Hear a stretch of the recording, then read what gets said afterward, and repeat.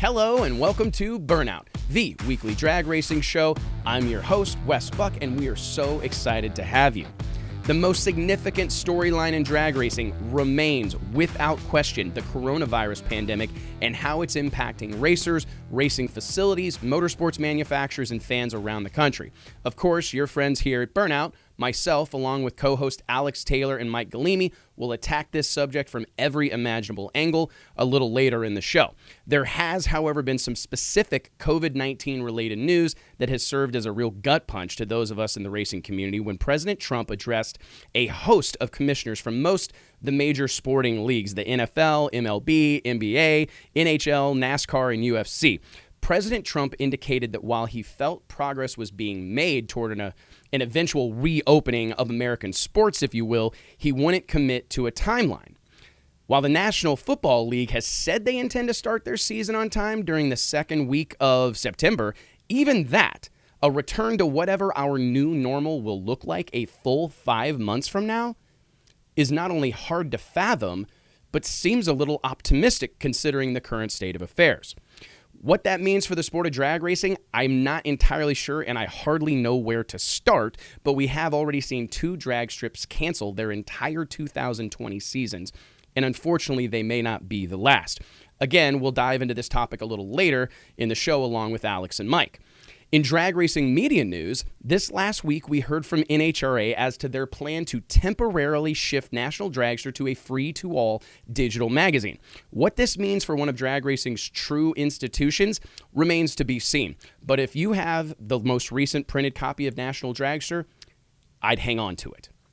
Sticking with that media theme, Jeff Turk, longtime editor-in-chief and founder of DragRacingOnline.com, announced his retirement a few weeks ago, and the sport of drag racing will undoubtedly miss his oft-polarizing point of view and perspective.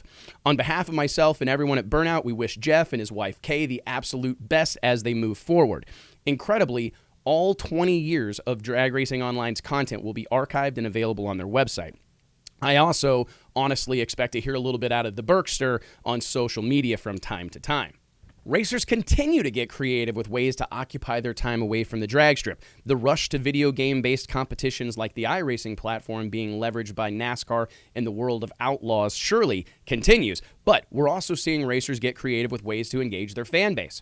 Standout pro mod racer Mark Caruso and his daughter Camry, who regularly participates in Top Sportsman competition, have been hosting daily Q&A sessions on their Facebook fan page, question and answer sessions along with interviews with guest callers throughout the industry. Just one of hundreds of examples of racers and manufacturers being creative in ways to connect with their fan base and customers during these socially distant times we're living in. And that's the week in review.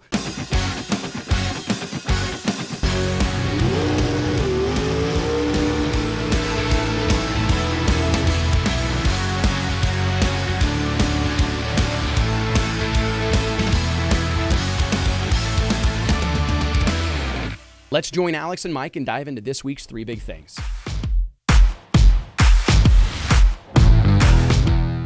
For this week's 3 big things, we have a really wide range of topics.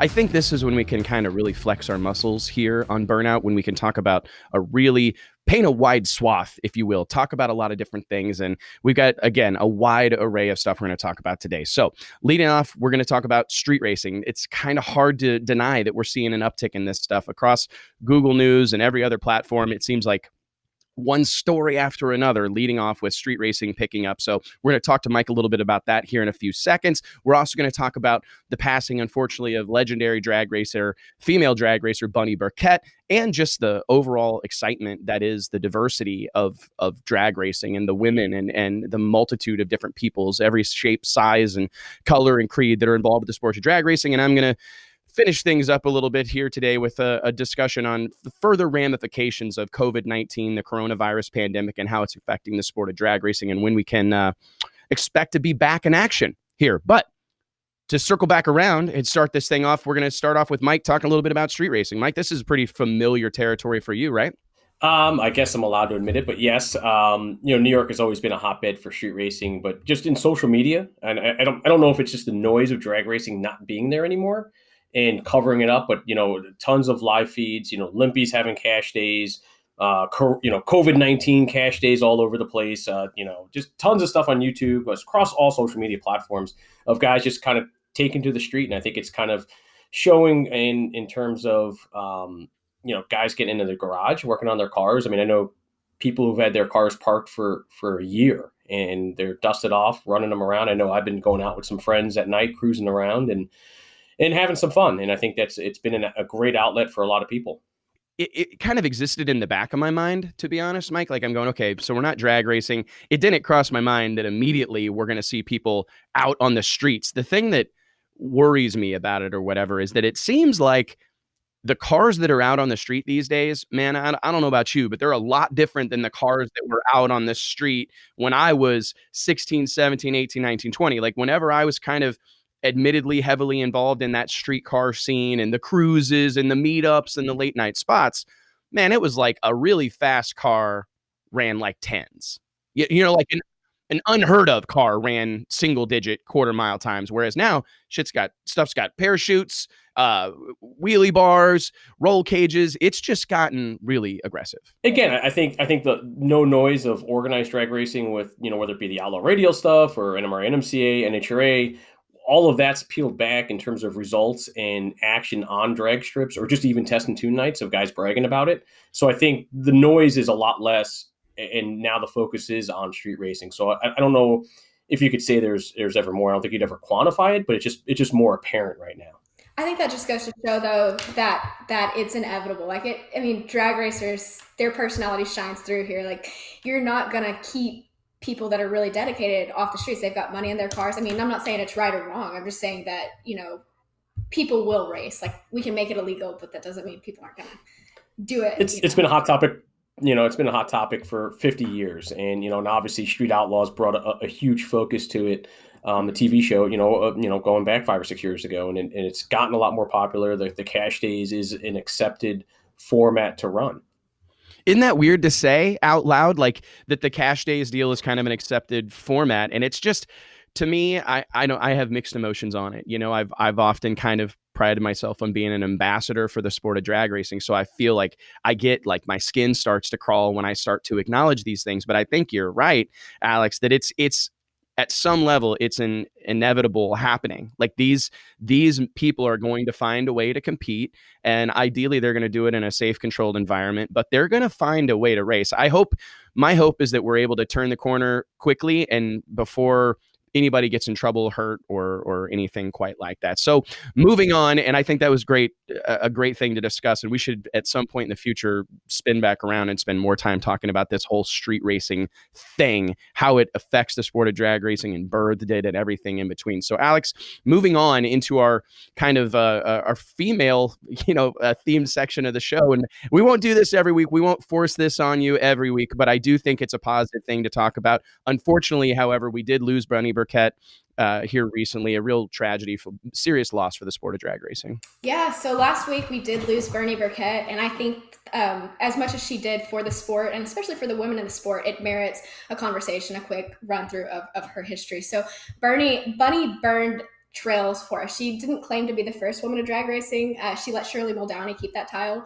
But she did say that she widened the path. It was a narrow path that was there, and she widened it and opened it for other women to step in and have those opportunities. And her personality, I didn't get to know her personally, but seeing her personality show through in interviews and articles, you can see how genuine she was about the sport and genuine with the fans. So it wasn't about setting records and claiming titles, she said in her later years. It was about connecting with people, which I think shows through too, even with people now, as you can see with the Women of Power issue that just came out in Drag Illustrated. So she blazed those paths for women that are in that issue now, and their personality shines through with that. And I think that's really cool to kind of see the transition of, a few female then to so many that you could have to pick a select few to feature them now. So. Like, I got to meet her up in your neck of the woods. It's been a few years ago, and we've been writing about her for years and years and years. And I got to meet her at Old Bridge Township Raceway Park. We may need to be quiet and cry for a few minutes, a moment of silence about a racetrack that we have lost. But I met Bunny there, and she was just still, even at a relatively advanced age, a showman, a showwoman. And that was what I think she was ahead of her time, even still today. Right. Like, she just embraced the showman aspect of drag racing that I think is sorely lacking right now. And that's why, in my opinion, without, racing an NHRA Top Fuel or Funny Car or some super visible category, she still made a lasting impression, made a big mark on the sport of drag racing because she did the big burnouts. She had the American Right. flag. She wore the high heels. She did it so big. I think it's been fun just to watch just the history of our sport and the role women have played in it for so long. And she came to prominence at a time where it was still unheard of for a strong woman to force her way into a man's world and be recognized for not only just her personality but her driving talents. And I think she definitely shared a lot with the sport. Well, she left the sport better than she found it, and I hope that she knows that, and I hope those close to her know that. We've definitely lost a significant ambassador again for the sport of drag racing, someone who did a lot of good for us out there, preaching the gospel of straight line motorsports, and best wishes to everybody that close to her and all of her friends and family. Moving into our third and final topic, and this is gonna, and a little bit, to be honest, just being candid, a little bit more of a tragic situation or a bad situation. In recent weeks, it's been discussed ad nausea the effects of COVID-19 and the coronavirus on the entire world, but not excluding the sport of drag racing, and that kind of continued. I saw earlier this week, guys, that President Trump held a conference call essentially with a bunch of top tier sports commissioners and league executives. I mean, I'm talking everybody from NBA, NFL, NASCAR, Wimbledon, the tennis group. I don't know anything about like stick and ball sports, forgive me, but all these different events, sanctions, and officials. No mention of drag racing anywhere in there, unfortunately. And this is something that I'm a little bit spun out about, Mike. And as someone who's involved with a sanction and series, I mean, are you at all upset? I mean, I know that it frustrates me to think about a major conversation being had about sports in general, when we will return, what happens next, and to go through that list and see the WWE, pro wrestling, Vince McMahon, see Dana White from the UFC, all these sports sanction officials, and not seeing NHRA on that list, the largest motorsports sanctioning body on the planet Earth. Before I go any further, it broke my heart to see that conversation happen without us. It's very typical, right? NHRA is always getting slighted, whether it be, lack of coverage on Sports Center or sports highlights, on any other network. It's always taken a back seat to some of the other, other pro level sports. And, you look at an NHRA race, right? There's 40,000 seats at the Gator Nationals, and it sells out on Saturday. Average baseball, 35,000 people at a game throughout the year, other than, Yankee Stadium sellout. So you look at it and say, well, NHRA has just the amount of concentration at their bigger events as a baseball game on average. And so I think for them to be left out, it just continued to be disappointed. That's not roped in with all the other major leagues. It's frustrating at the bare minimum. And I'm curious to get your take on this, Alex, as a racer that I'm sure is chomping at the bit. President Trump kind of bookended that conversation, with the thought that he believed the NFL season would start on time in September. That was kind of like the lasting impression, that we want to see fans in grandstands in August or September. That is obviously well beyond, if you're at all familiar with a calendar, well beyond the NHRA's proposed return to action June 5th, 6th, and 7th in Gainesville, Florida. I'm curious. I mean, can you even wrap your head around 2 more months of no action on the drag strip? I think that to answer your question, no, I can't. And we honestly just keep seeing it push back and push back and push back further, I feel like. So I'm sure if those restrictions are put on for other sanctions, I'm sure it'll happen and eventually come back to us as well. The problem is that our season, that's usually around the time we get ready to start wrapping stuff up, I feel like. So, and then who knows if it'll happen then. So I hope that that's not the case, but I mean, obviously that's what it looks like. No, I have some inside sources, and I don't want to out them, but I am hearing that there are real deal plans in place that drag racing may not start back up until the U.S. Nationals, Labor Day weekend, which would be, I mean, I literally have chills even saying that out loud, but I know that there are contingency plans in place for a potential start as late as Labor Day weekend. And my heart goes out to everyone that's been immediately affected by COVID-19, the coronavirus pandemic. But I think it's safe to say that this may be the first time in history that all of us have been affected. Everybody in the world has been affected by this pandemic in some way, shape, or form. And that's enough doom and gloom. Let's put a smile on our faces and dive into our let's talk about something positive. Let's go into reaction time. And that's not a not positive thing, but we have to discuss it. That is the purpose of this show. That's what we're trying to do. Myself, Mike, Alex, that's what we're going to try to do every week, is discuss the topics here on Burnout that maybe not everybody's super comfortable talking about. So with that said, we're going to dive into this week's reaction time. For this week's reaction time, I sent across a photo to the team here, Mike and Alex, to look at, and I can't wait to get their reaction to this, specifically Alex's, because this may be something that she's experienced. I know that I've actually experienced one of these wheels up, wheelie bars, the only thing saving me type of situations myself. Alex, have you ever done the proverbial bumper drag? Thankfully, I myself have not. However, I've seen it, witnessed it, and I watched my dad do it even, and it's like, watching it happen, I think, is probably more scary than being in the car when it happens, because you're like, I can't do anything about it, but no, not me personally. You can't do anything about it. I mean, and it's like, this is the thing about these Radio versus the World cars. And for those for the uninitiated, this is Jamie Ott's kind of now legendary killer cab 55 Chevy and RVW competition at Huntsville Dragway, one of the most iconic 8th mile Saturday night racetracks in the country. And this old girl is up on the bumper. Mike, have you caught many photos like this? Well, first off, it's not on the bumper. It clearly has daylight between the two. Good point. Yeah. Real talk. Yeah. Plenty of shots over the years. As a photographer, you kind of know the guys and girls who kind of, can get up and get pretty wild. So you kind of get keyed up for them. And once it happens, you see everybody in the digital age scrolling through their cameras looking, did I get the shot? Did I get the shot? And my favorite part is look at the background. This is my favorite thing in photos like this. And I admit that I've been blessed over 15 years in the drag racing industry. I've seen a lot of photos and I've reviewed a lot of them. And the first thing that I look at oftentimes is what people are doing in the background. Sadly, I feel like that's what they're like there to see. Like they want to see that kind of stuff. And for drivers and people racing, it's like the worst. But well, and this is what radial tire racing largely has been good for. And this is, in all honesty, this is one of the things that I fear for radial racing, is that nobody wants to see this. Nobody wants to see anybody tear anything up or get hurt. However, the unpredictable nature of small tire drag racing has really been its primary selling point. And I think that you can point to a couple of different examples in the past when the cars stopped doing stuff like this. The excitement starts to wane. And as the technology increases and the wheels are down and the passes are straight and true, I do think, listen, we all love great side-by-side competition, but man, you go to a small tire race to see people, hang on. You're losing a lot of that lately. Yeah. I mean, a lot of it's getting lost. I mean, it's become so scienced out and so predictable, I think, on a lot of the cars, and, exceptional track prep, right? So to see a guy blow tires away or do something like this is becoming rarer, and unfortunately, so.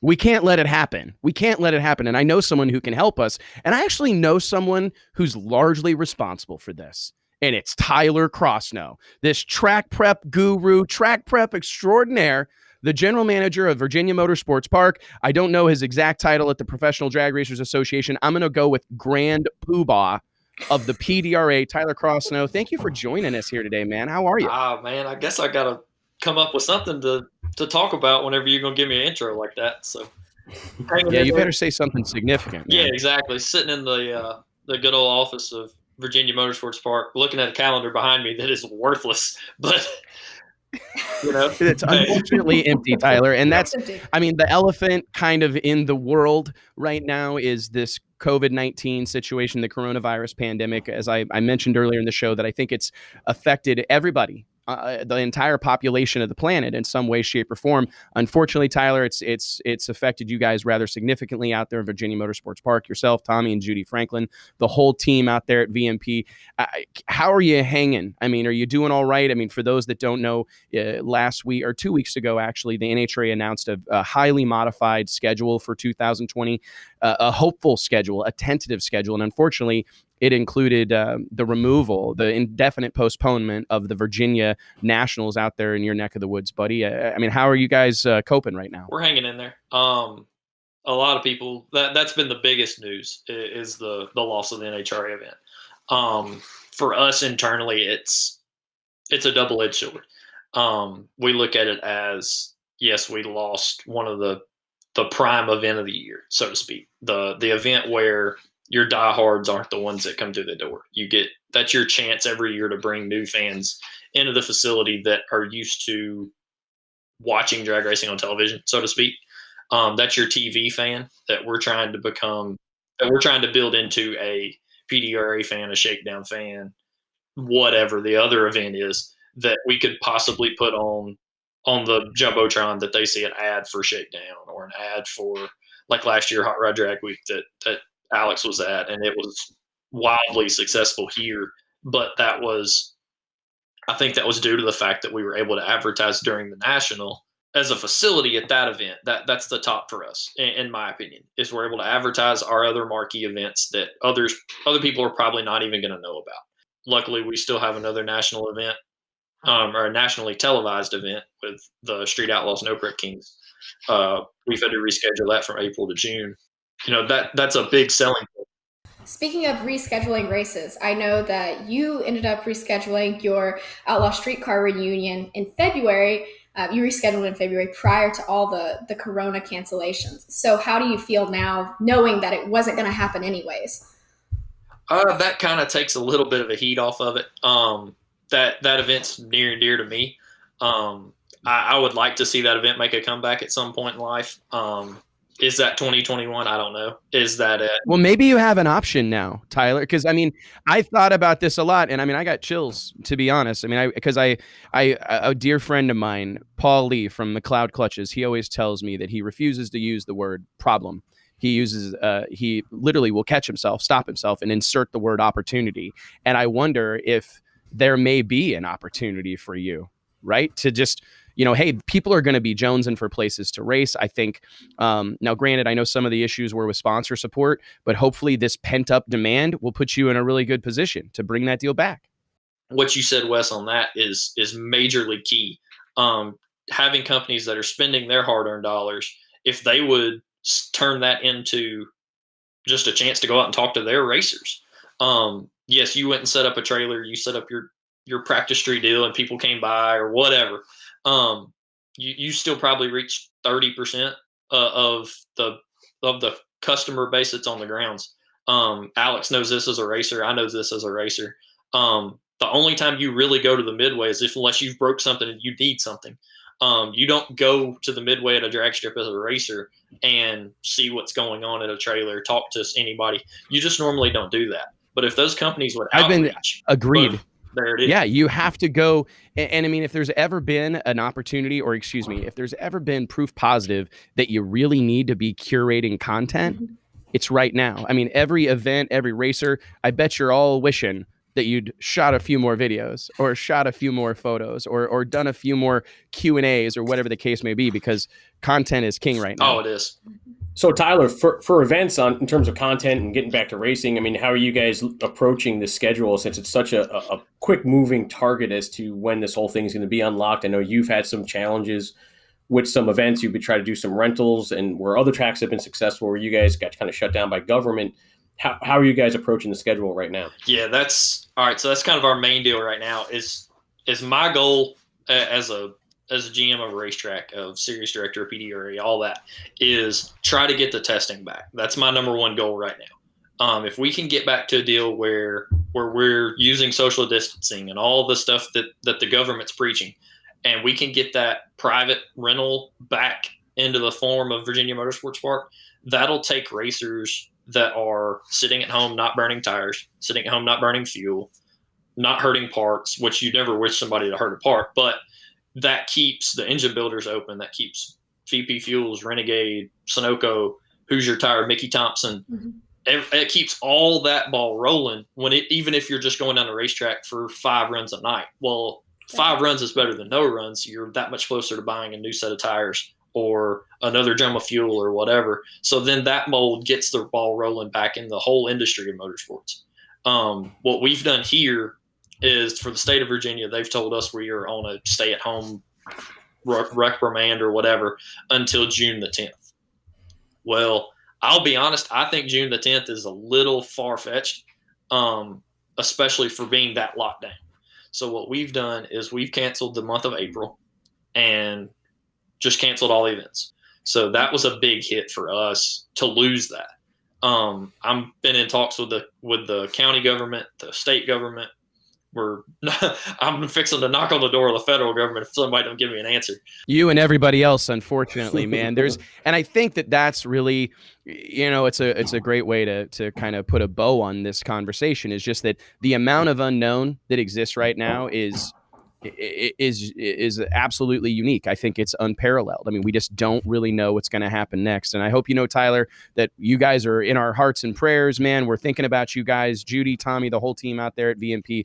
We hope you guys are able to be better for this and get back to usual action as soon as possible, man. So thank you so much for spending a little bit of time with us here on Burnout, and I'm sure we'll be talking to you again soon. No problem. Thank y'all for having me on. Appreciate it. Alex, don't be dragging e-bumpers anytime soon. I'll try not to.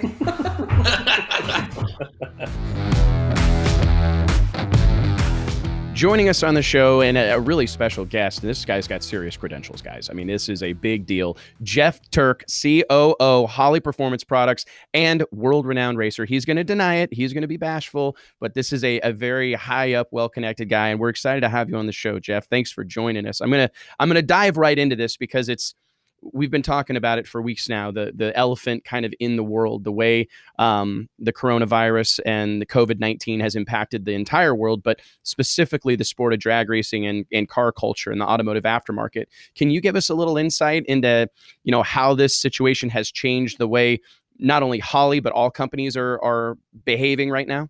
Well, I mean, I think it's, it's such a huge challenge for all of us, and thank you for being overly kind, Wes. I am the COO, and I'm still one L short of cool.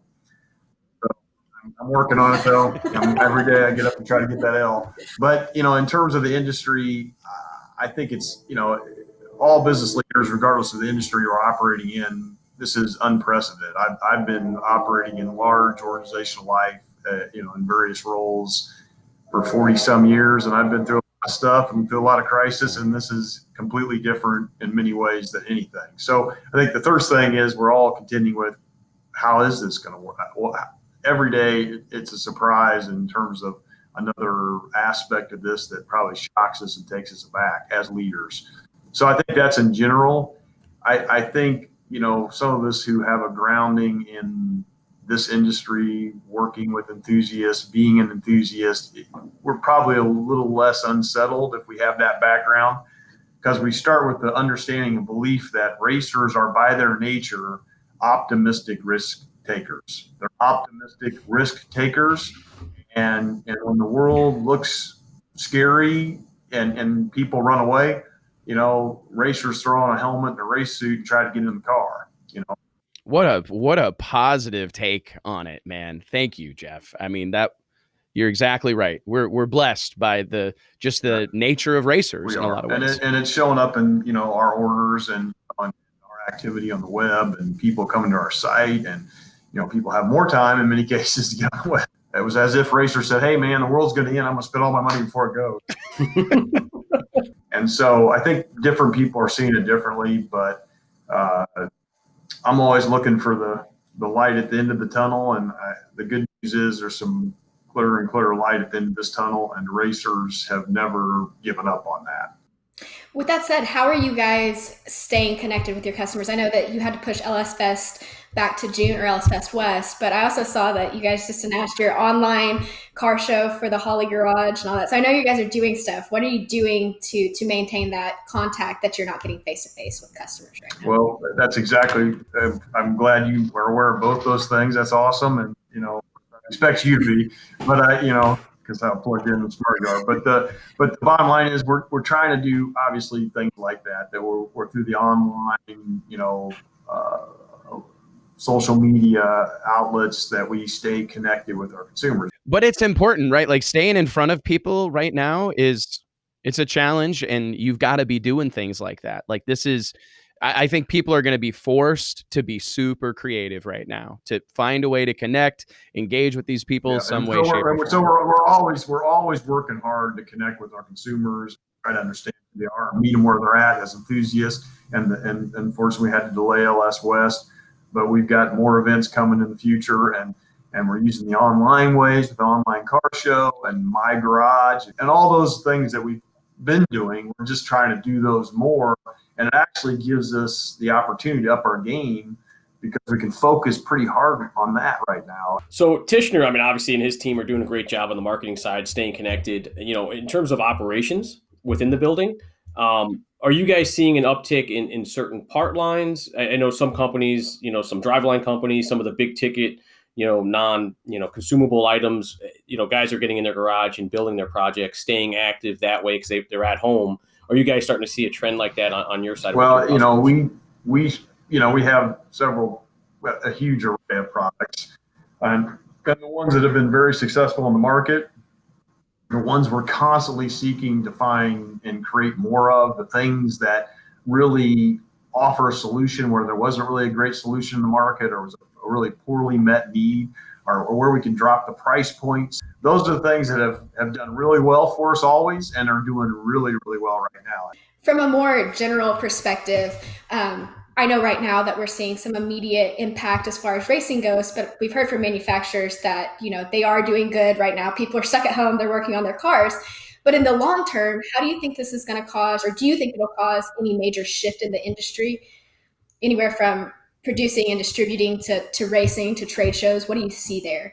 The events that have broad appeal to participants and have become, focused on bringing in young, exciting, fired up, innovative things, whether it's old guys doing that or younger people doing it, those fresh parts are going to accelerate as a result of this. So I think I don't know that it's changing as much as accelerating change that might be already taking place. That's one way to look at it.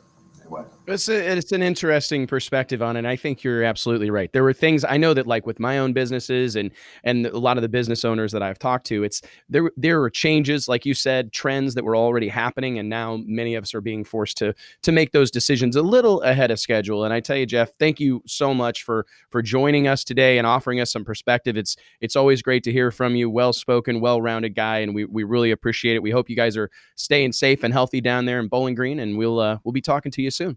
All right, man. Appreciate your time. Thank you for having me on the show. I'm glad you're out there doing this and telling the world about, that there's going to be a world long after this, and maintain that risk-taking optimism. Risk-taking optimism. Love it, man. Absolutely love it. For our next guest on this week's episode of Burnout, we've got the one and only, the legend himself, the man, the myth, Shawn Langdon. What's going on, man? Welcome to the show. Oh, thank you guys for having me. I'm glad to have you, man. I wish it was under better circumstances. Unfortunately, I know you're just like us. What's it been like to not be at the racetrack for weeks on end? I mean, you and I have actually had discussions in the past talking about the rigmarole of life on the road. Now you're thrust into basically being locked into your house. I mean, are you hanging in there? Oh yeah. No, I hate doing yard work, and I'm actually doing yard work. This is one of the things I despise, but no, it's been good. For the most part, just kind of been keeping myself occupied, been keeping myself busy, just keeping in touch with all the sponsors, and we're all trying to work through all this stuff together. But I don't really get bored. I'm not really the type of guy to get bored. I seem to find things to keep me busy. So I'm just kind of doing stuff around the house, doing stuff out over at the condo, doing a lot of the iRacing stuff. And like I said, just been keeping pretty busy. So speaking of your iRacing, I saw you did the reaction time race as well. Have you been able to do anything with your car and team since the lockdown, or is it all like silence right now?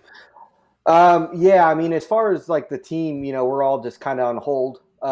We're prepared to go next week if we had to go back racing. Mm-hmm. But I think for them, it's just kind of keeping in touch with the sponsors and making sure that they're happy. We got to have all our ducks in a row when we get back out there, and then, kind of progressing on into next year, keeping everything rolling in a positive direction. Obviously right now there's not a whole lot of positive out there, but hopefully we can get back out there soon. I know our schedule shows for June, and that's kind of our our goal. We're prepared for the first weekend of June to go back to Gainesville if we need to. How are you guys, in terms of a business, right? Nitro Racing has become a business. How has it changed how you guys approach things, dealing with sponsors? Are you guys, activation, that sort of thing? I know there's a pause button hit, but what are the long-term effects of what's happening right now on how you guys are going to operate moving forward? Well, at this point in the conversations that I've had with some of the sponsors, it's more of just a visibility thing right now. So anything, and actually this iRacing thing's been a great tool for a lot of our sponsors. Just to, like I said, just with the visibility end of it, a lot of things that we're doing on our end is just basically trying to have all our stuff together, looking long term. A lot of things are on a standstill right now, so there's not a whole lot you can do. But I think it's just kind of being prepared. Like I said, just we've had a lot of conference calls, just trying to keep everybody on the same page. I think in situations like this, it's real easy to lose communication, and so we're just trying to keep the communication up within the team so everybody knows where everybody stands. And then also, along with the sponsors as well, having a lot of communication with them, trying to look back at, how do we progress where we're at right now, and keeping them happy. Like I said, just on the visibility side of things. So a lot of it's, with social media. But then it's kind of just, once we get back going, okay, where are we at? And how do we progress from here? So hopefully fingers crossed, looking at a more short-term perspective, when you do get that going and you do get back to the track, what are you looking most forward to? Just being back to the racetrack. Racetrack. So the people, like my the car, right? It's just everything, man. I miss everything. I miss like I put on one of my social media posts the other day. I just miss the smell of nitro. I miss going back and seeing the right. fans and hitting the gas and the 330 miles an hour and the 5 Gs of acceleration and the adrenaline rush. And, I think once we get through this and everything settles down and calms down a little bit, I think we'll be right back to where we were at. I don't see too many hiccups. I think as long as the economy stays good, a lot of things are out of our control, but I think as far as, NHRA and the teams, everybody's prepared to get back out there right now. How much does this change your level of gratitude? I mean, I know for me personally, Shawn, I've been really had some time obviously to reflect, and it's amazing how blessed we are to live the life we do, go into the races and spending all this time at the racetrack. Has this impacted your perspective at all? Yeah, absolutely. I think, there's been a couple times throughout my career, starting back in 2009, when I raced with the Lucas family, and then going to race with Alan Johnson, and then going over to Don Schumacher and kind of going through some of the sponsorship troubles. I think those things kind of put you, kind of give you a little reality check, put things back into perspective. Exactly like you said, just how lucky we are to do what we do.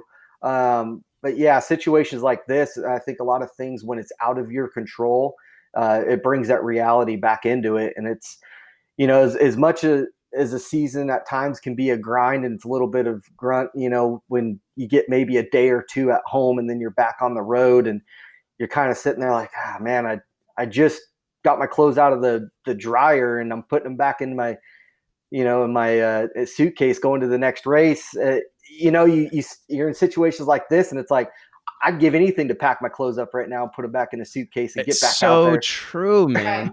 It's so true. Cause it's like, I can't, it's all those little things like you mentioned that you find yourself going, man, drag racing has provided for me abundantly, you know what I mean? And to think about, in this moment of not having it, it's, yeah, eternally grateful, man. And we were just talking about the relentless optimism of racers, and you're a shining example of that right here. Like, hey, we're going to be back to normal. We're going to be back doing the things that we always do, and we surely appreciate it, Shawn. Thank you so much for providing us a little bit of insight and perspective on, the happenings of a high-level NHRA championship level drag racer right now, and we surely appreciate it, man. I'm sure we'll be talking to you again soon. All right, guys. Yeah. Thanks, Shawn. Thanks. You guys need to bring back your podcast now. Yeah. Yeah, we do. You and JR, you guys, this is your time to shine, I promise. I don't know about you guys, but Alex, Mike, I really feel like we spread a little bit of that racer optimism today. I mean, these were insightful conversations, right? I mean, Jeff, Tyler, Shawn, I feel like we learned a little bit about, how these guys are going to handle this completely unusual situation, these uncertain times, and even more so, again, just reminded of the positivity that just exudes from the sport of drag racing. I'm having like a proud papa moment right now. You guys? I mean, I think Jeff, Tyler, and Shawn, all different parts of the industry that we all love and work in, and I think it's good feeling knowing that the tracks are ready to go. The businesses are prepared. I was surprised by that. When Shawn said that they were ready to rock and roll, that surprised me. Some of the things that you hear operating in the industry, you're going, oh man, I mean, is everybody just frozen up, completely on pause? Are they going to be prepared to return drag racing in June? I don't know, but I'm not prepared. It sounds like it. Yeah, this is what these guys do, right? They freshen their stuff. This is what they do for a living. There's no other job. And just like Stevie said on last episode, rebuild everything, ready to rock and take the opportunity in the quiet time. We had a really good diverse mix this week. I feel like it's a perspective from every aspect of the industry, and so I like that a lot. Yeah, shout out to the production team, man. That was having this group come on here and share their thoughts right now. I think that I don't know about you guys, but I truly feel like this is the purpose of Burnout. To paint this wide swath. I said that earlier, but I really think it's important to connect with people from all different levels of the racing community, every walk of the racing life, if you will, because, we're all so invested, right? Whether you're, an executive, whether you're a racer, whether you're a team owner or a track operator, a high tide lifts all boats, right? And I'm proud of the high tide that Burnout, I believe, is already becoming. Thank you guys so much for your help today. As always, we're looking forward to kicking things off next week with a third ever episode of Burnout. Thank you guys all for joining us, and we'll be back in action sooner rather than later, bigger and better than ever. We crushed that one. But I did have to stop and put on some powder there halfway through the show. That's what you want to do? I sensed shine. I sensed shine. I sensed it. Yeah, not that kind of shine. Yeah, I was going to get my sunglasses. Like your forehead was just, blinding us. I'm going to wear sunglasses next week. Sunglasses inside. It's a cool way to end the show, right? No. Or I could just put them on at the end and then fade to black.